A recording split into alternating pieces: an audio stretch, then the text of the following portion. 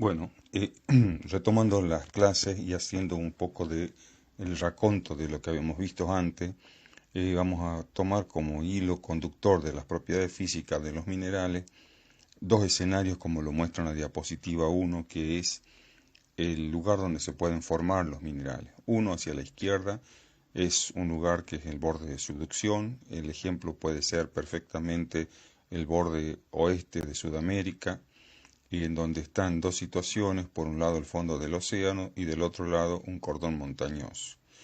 La imagen de la izquierda es el fondo del océano Pacífico, en donde sale hacia arriba, emana una masa oscura, de ahí viene el nombre de fumadores negros, que son compuestos de origen magmático, cargados de sustancias que van a precipitar y dar lugar a minerales.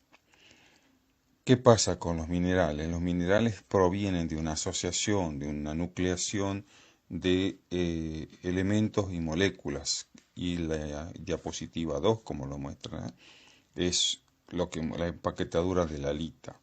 La empaquetadura de la halita se ven las moléculas de cloro y sodio formando una estructura geométrica de tipo cúbica, que es la forma en que se cristaliza la halita. ¿Y por qué los minerales? ¿Cuál es la importancia de los minerales? O los geólogos le damos mucha importancia a los minerales.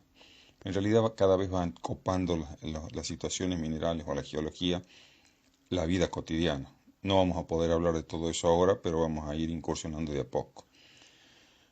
Es necesaria la comprensión de los minerales por su origen, la composición química, la estructura cristalina, para poder entender los procesos formadores de rocas, porque eso es lo que a nosotros, en esencia, en este curso nos interesa.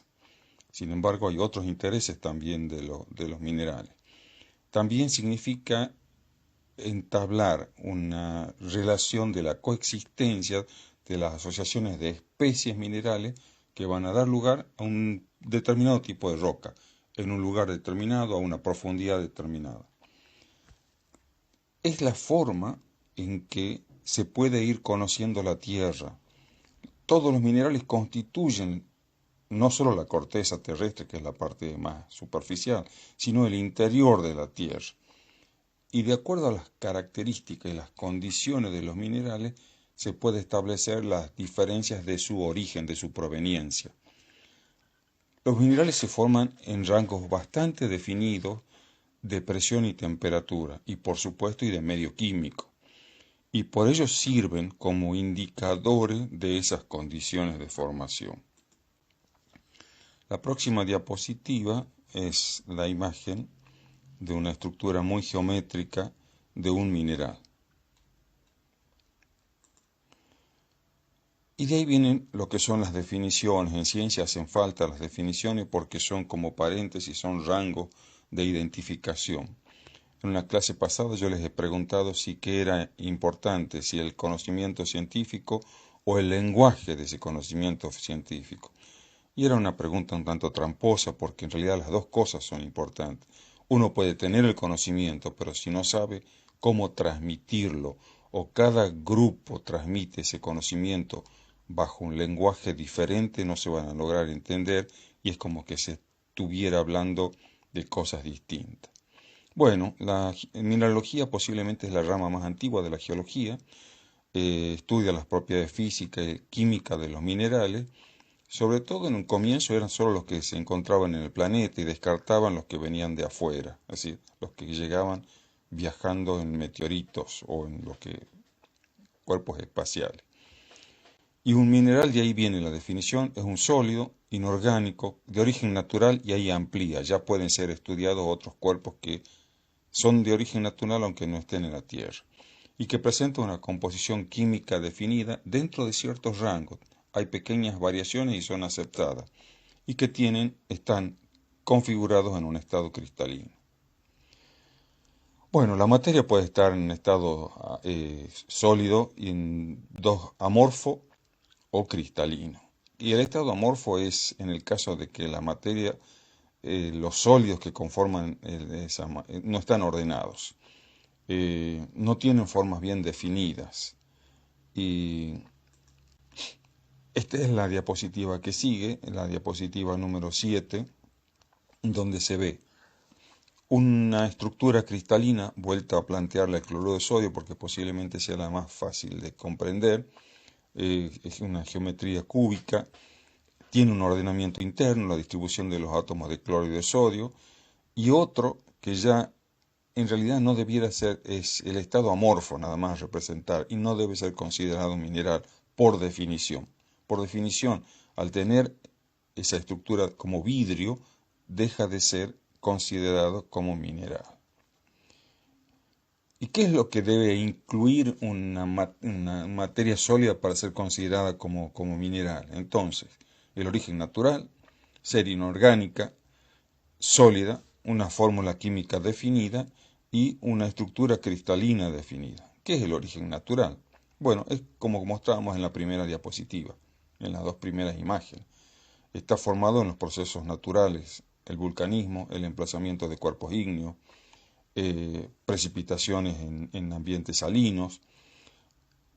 El ser humano ha logrado sintetizar una gran cantidad de minerales, pero ninguno de ellos es considerado como mineral. Bueno, hay diamantes que son artificiales, pero no es un mineral, se los usa mucho en la industria.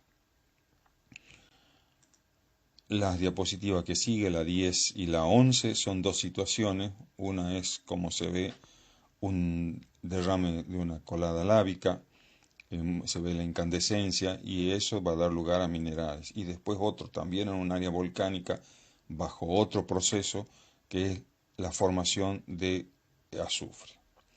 Que sea inorgánico, es decir, que los compuestos no intervengan cadenas de átomos de carbón, porque a pesar de que pueda tener estado cristalino, por el hecho de que tenga las cadenas de carbón ya deja de ser, ya entra en otra química, entra en una química que es la química orgánica. Que sea sólido, ni un gas ni un líquido puede ser considerado un mineral. El agua congelada, sí. De hecho, las rocas, es decir, las calotas de hielo continentales son estudiadas como si fueran un tipo de roca que se conoce como roca ígnea, y la cristalización del hielo es como un mineral. Vemos acá el ejemplo siguiente en la diapositiva 14, la fluorita, que tiene el color, la estructura cristalina y lo que representa lo que es un mineral. Otro mineral interesante es por supuesto el diamante, y acá hay uno muy particular. En general los diamantes como del tamaño que se ven acá, que es muy importante, este posiblemente sea el más caro, como dice el cartel que tiene puesto, por la cantidad de facetados que permite, la transparencia, la pureza del cristal y todo eso es lo que lo vuelve más valioso. Tiene un estado cristalino muy particular el diamante. Y la estructura química del diamante, la composición química es carbón. Bueno, hablando de estructura cristalina definida, significa un ordenamiento atómico, el arreglo de los átomos en patrones geométricos, y acá hay varios ejemplos en la diapositiva número 16, y nombres, el lenguaje. El lenguaje, les volví a decir, este lenguaje hay que aprenderlo. El apatito, feldespato, cuarzo. Es como aprender un idioma, es eso lo que yo les decía. Cuando nosotros decimos feldespato, ya inmediatamente, en el caso de los geólogos, pensamos en dónde lo podemos encontrar, constituyente de qué tipo de rocas es, dependiendo del tipo de feldespato, y así vamos sabiendo. La fórmula química definida, bueno, es importante esto, y sobre todo cuando vamos a terminar esta presentación con los minerales, cómo se los ordena, cómo se los clasifica. En fórmulas definidas, el oro, que es un elemento, la calcita, que es un carbonato de calcio, el cuarzo, que es un dióxido de silicio, y la pirita, que es un sulfuro de hierro. ¿Qué pasa con? Acá en realidad es importante ya el conocimiento, no solo de los minerales, aunque están representados como elemento, es la composición, en este caso de la corteza, y cómo se va distribuyendo. En el diagrama de torta Se ve el porcentaje, el oxígeno ocupa un lugar muy importante, después le sigue el silicio, el aluminio, el hierro, son los más abundantes. Como está puesto en la lista, el 98% constituido, pero de la corteza, quiero que quede claro, es la cáscara externa de la Tierra. ¿Cómo se pueden estudiar los minerales? Hay muchas formas, y cada vez más sofisticadas. Uno es con estudios de rayos X, que vemos enseguida una imagen de esto, usando lo que se conocen cortes delgados, que podemos ver con un tipo de microscopía que permite observar los minerales. También vemos, y hay otras técnicas como ser análisis químico.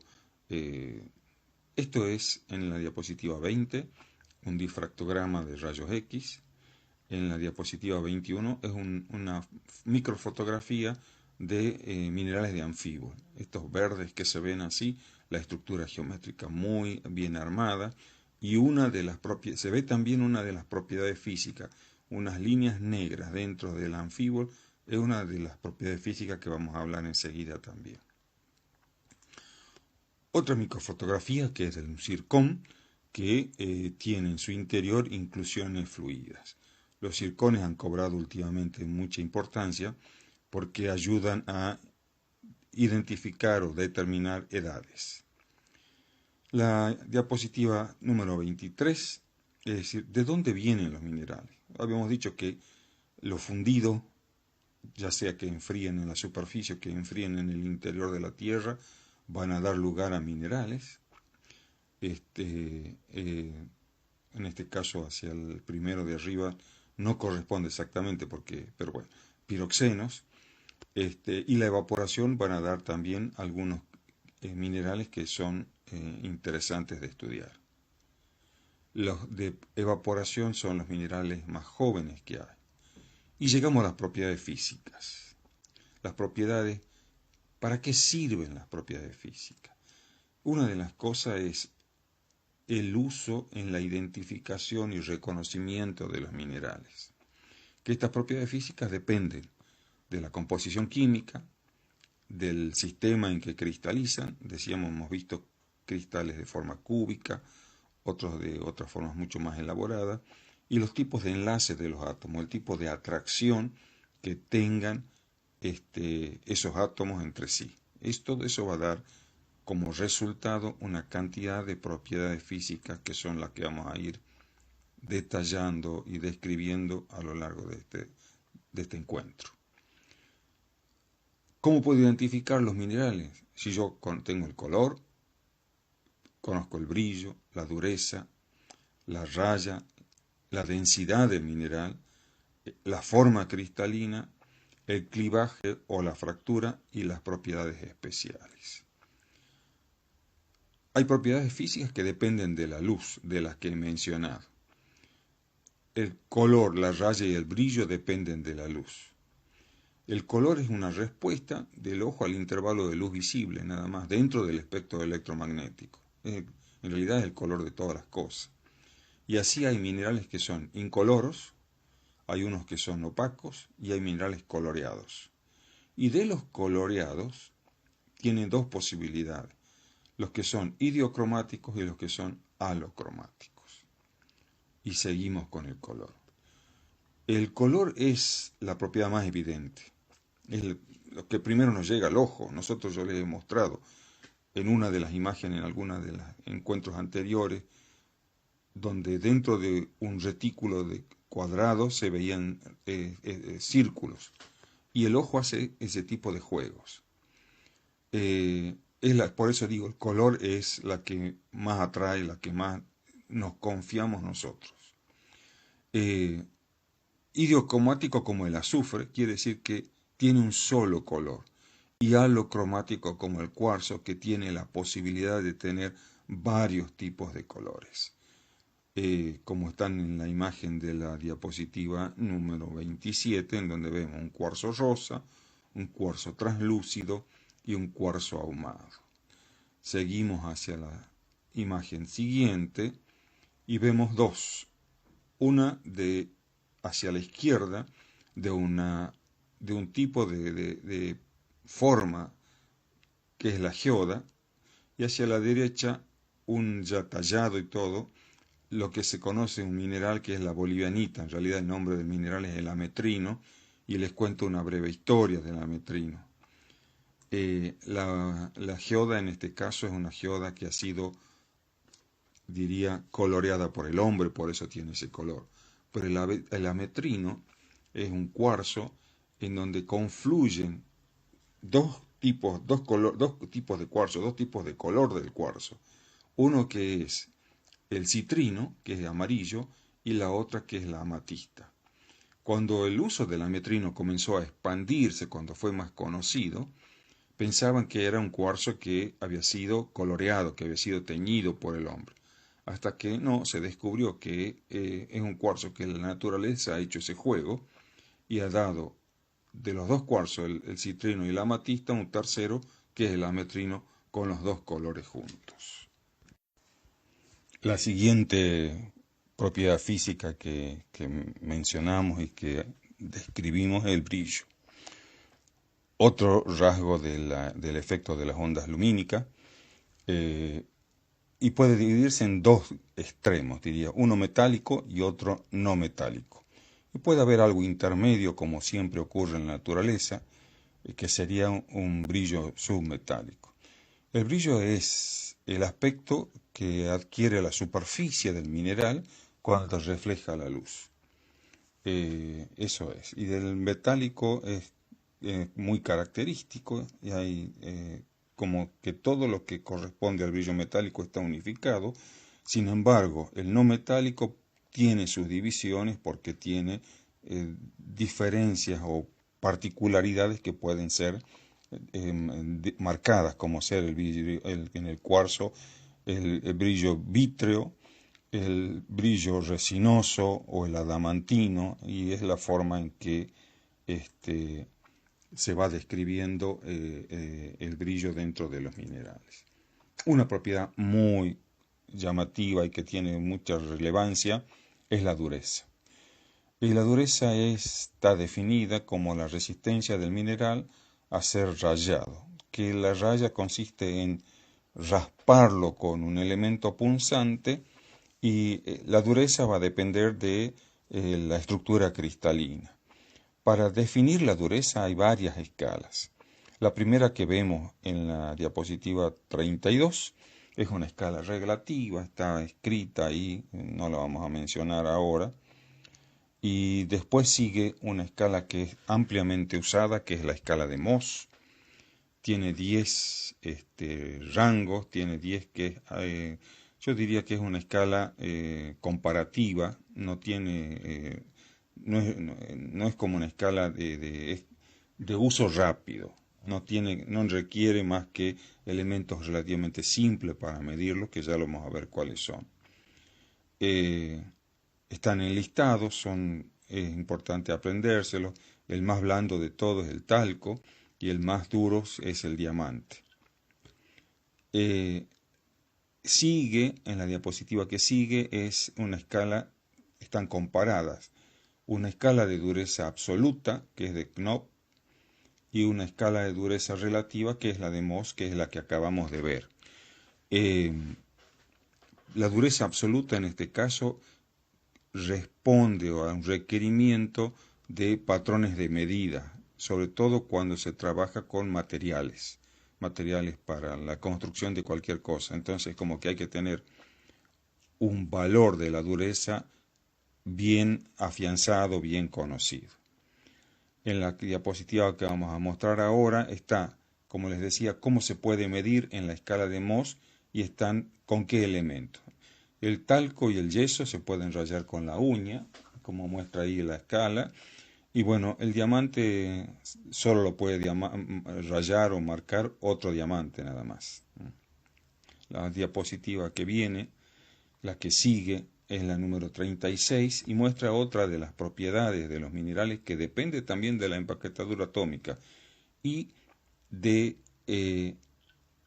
cómo se ha formado. Es un cuarzo cristalino absolutamente transparente.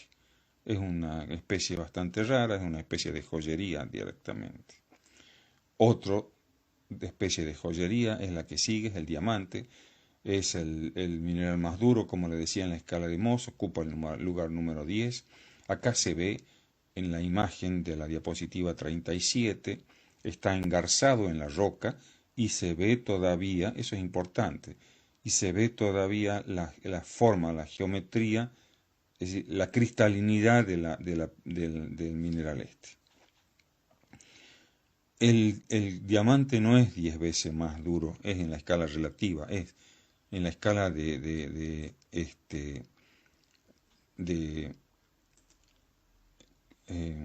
absoluta, es 470 veces más duro que el talco. Hay que hacer una advertencia en este punto entre la dureza y algo que también es parte de las propiedades, pero que la vamos a dejar para después, es la tenacidad. La tenacidad es la resistencia a que se rompa con golpes, y no es lo mismo tenacidad que dureza. El diamante es más duro, pero no es el más tenaz. Se puede romper, es moderadamente tenaz. Se rompe con los golpes, se fragmenta con los golpes. Otra propiedad importante es la raya. La raya es el color del polvo fino del mineral, y esto es la forma en que se puede identificar de manera más certera el color de los minerales, es decir, quitarle alguna película superficial, y se hace raspando el mineral sobre un bizcocho de porcelana. Es la forma, como les decía, que se puede identificar el mineral, el color del mineral. Otra propiedad importante e interesante es el peso específico. El peso específico es en realidad una propiedad física, físico-química, y consiste en la relación que hay entre el peso del mineral y el peso de un volumen igual al del mineral, pero que es de agua a 4 grados centígrados. Hay balanzas, hay instrumentos para medir el peso específico. ¿Qué influye para el peso específico? La naturaleza de los átomos que los constituyen y el entramado del retículo cristalino. ¿Qué quiere decir eso? Cuando los átomos están mucho más próximos, es un retículo mucho más denso, entonces va a tener un peso específico mayor. Un ejemplo que he puesto en la diapositiva sobre el peso específico es que dos minerales tienen la misma composición química, pero tienen un peso específico totalmente diferente, entre el diamante y el grafito. El que tiene el peso específico mayor es el diamante, por supuesto. Otra de las propiedades físicas es el hábito cristalino. Y los minerales, como venimos diciendo, tienen una forma cristalina porque tienen los átomos ordenados, y ese ordenamiento interno también tiene una expresión hacia afuera, tiene una expresión hacia la superficie de los minerales. Y así se pueden encontrar cristales aislados o agregados de alguna manera, formando un cuerpo más en conjunto o masas de minerales. La diapositiva que viene muestra algunas de los agregados de minerales y tienen nombres diferentes. Voy a mencionar algunos. El dendrítico, por ejemplo, que está en la imagen de la diapositiva 41, se lo ve con frecuencia, suele confundírselo como si fuera un fósil. Es decir, que bueno, después la drusa, que en los cuarzos, los cristales que crecen sobre una superficie de sílice, que a veces puede ser una sílice amorfa también, y tiene una expresión cristalina, y la geoda, como venimos hablando, que es como el crecimiento de los cristales en una especie de oquedad. Cuando es masiva la situación, vemos, es compacto, puede ser en algunos precipitados que es de aspecto globular, esférico, como es en el caso de la calcita, botroidal también, reniforme, eso quiere decir que parece como si fueran arriñonadas. Es el aspecto y la forma en que se pueden encontrar como lo que se conoce como el hábito cristalino. La diapositiva que sigue es el mineral es una amatista y el hábito cristalino es una geoda. Es para que vean una amatista de cuarzo, la belleza que tiene. En este caso no hay coloreación, sino que es una especie natural. En la diapositiva que sigue, que es la número 44, vemos dos minerales diferentes. El de la derecha es de nuevo un diamante enclavado en la roca que lo contiene. Y otras propiedades muy importantes que hasta tienen la posibilidad de verse en los minerales de mano y al microscopio, que es el clivaje. Y también está puesta la fractura, que son dos cosas distintas. El clivaje es la tendencia de los minerales a separarse en capa, o que tienen lámina. Es como una debilidad del entramado cristalino.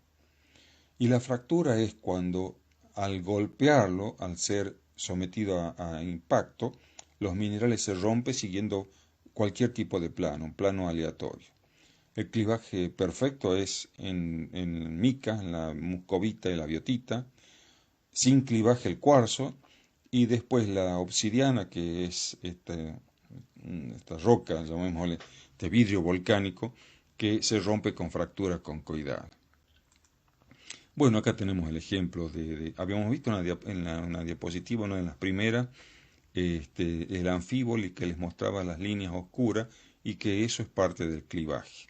Bueno, acá vemos un clivaje, una fractura hacia que es irregular, y después el clivaje en la imagen de arriba de la diapositiva 46, entonces el clivaje perfecto en las micas. Pasamos a la otra diapositiva, que sería la 47, y están puestos lo que veníamos diciendo. Comparación entre los clivajes. El clivaje perfecto es en las micas, que es el tipo de estructura cristalina que tiene la mica, el tipo de ordenamiento de los átomos, da esa posibilidad. El clivaje es en los cristales de calcita y la fractura irregular en el cuarzo.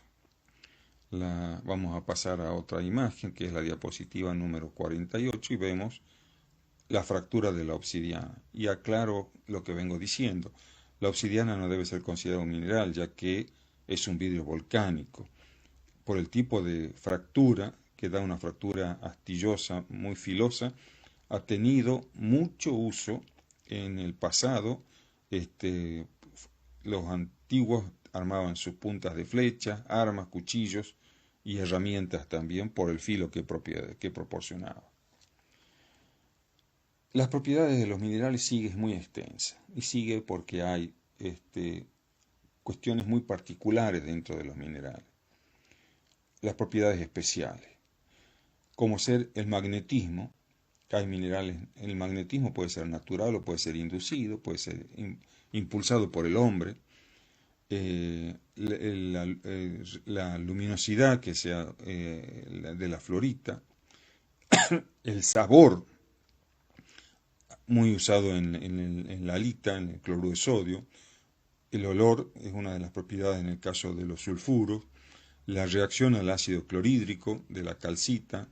La piezoelectricidad, que es una propiedad usada en los chisperos de algunas cocinas. La ductilidad y la maleabilidad son dos propiedades de algunos minerales, sobre todo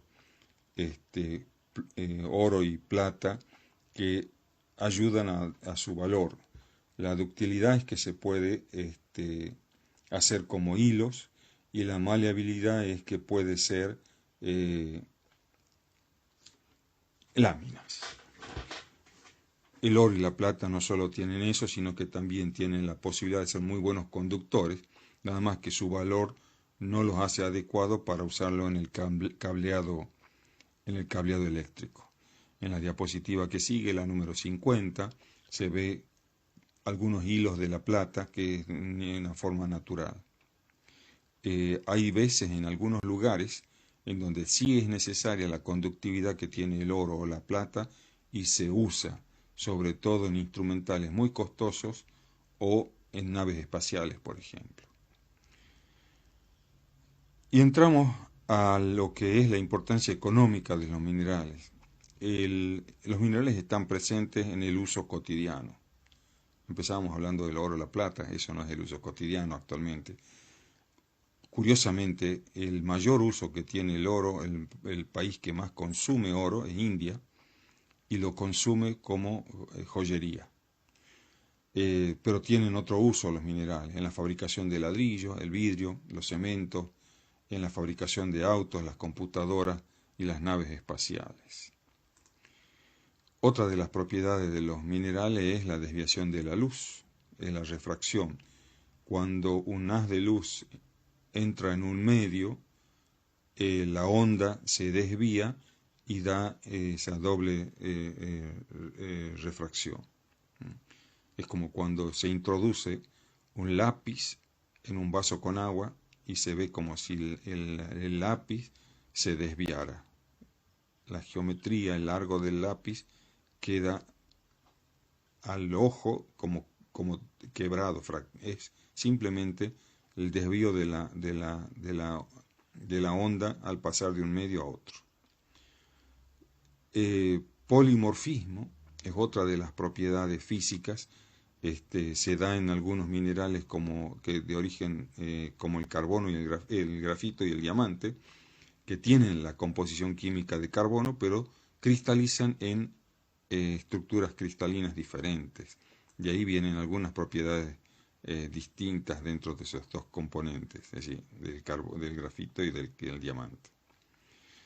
Y el isomorfismo, tanto en mineralogía y química, es la propiedad por la que dos sustancias distintas presentan una misma estructura, a diferencia del polimorfismo.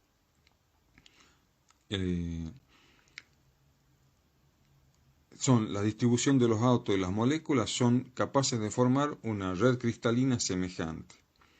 Y eso existe en algunas series de minerales, como ser las de la plagioclasa, que va en su composición cambiando de albita a nortita, o la del olivino, que es una mezcla de dos minerales que es nombre raro, vuelvo al lenguaje, forsterita y fayalita. Bueno, vamos a dejar un poco por esto ahora. ¿Y cómo se hace la clasificación de los minerales? Ha habido varios ensayos, ¿cómo podemos decir que clasificamos los minerales? Muchos criterios y no lograban ensamblarse, no podían llegar a unificarse. Piensen que la mineralogía arranca, se conoce más de 6.000 ejemplares de minerales, aparecen algunos nuevos, pero cuestan incluirlos dentro de las tablas de la Unión Internacional de Mineralogía. Y bueno, los nombres que se ponen son muy llamativos, no hay casi homenaje a mujeres en los nombres de los minerales. Y se han usado como criterio los físicos, químicos, orden alfabético, el color y la génesis. Hasta que un señor, Berzelius, establece una clasificación más lógica, basada en los criterios químicos, pero en función del grupo aniónico. Y con eso arranca una de la clasificación que todavía se usa, después fue perfeccionada y armando grupos de ordenamiento de los minerales. Los minerales con el grupo aniónico o el mismo anión tienden a formarse en condiciones geológicas similares. Por eso es que pueden asociarse entre ellos. Habíamos dicho que dejamos planteado esto como punto a pie para poder comenzar con lo que es la clasificación mineral. Pero ¿y cuáles son los usos o el consumo de los minerales? Y hay una diapositiva que sigue después de lo que es el planteo de la clasificación, en la 57, donde dice el consumo de cada norteamericano. Y no lo vamos a leer, está puesta ahí, vamos a seguirla. ¿Qué pasa con Argentina? Y les muestro en datos de Presidencia de la Nación entre los años 2010 y 2017, tiene un consumo anual de 1.250.000 toneladas de rocas y minerales industriales. Y miren lo que nos cuesta, 179 millones de dólares. Y los países que nos proveen de estos materiales son eh, Paraguay, muy curioso, Paraguay, pero lo que pasa es que Paraguay nos provee gran cantidad de rocas, de fragmentos de roca.